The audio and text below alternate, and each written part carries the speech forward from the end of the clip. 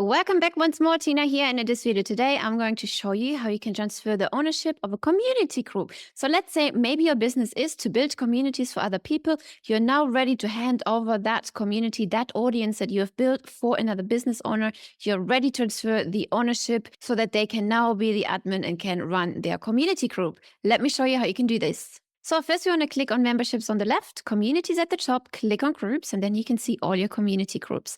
Then you just simply click on the little pencil icon next to owner. Then here you can see the members of the group. You just select a new owner. Then there will be a pop-up asking you, hey, are you really sure you want to transfer the ownership to this particular person? It will notify you that you lose the ownership rights for this particular group and that you're not going to be the owner anymore, but a group admin. Are you sure you would like to transfer the ownership? We checkmark this and we click transfer ownership. And here in the top right corner, you can see that the transfer has happened successfully. Also, after the transfer, the new group owner will receive an email that looks exactly like this. Hey, your community ownership has been successfully transferred to you. Then they can click on V group here and they're being forwarded to this particular group.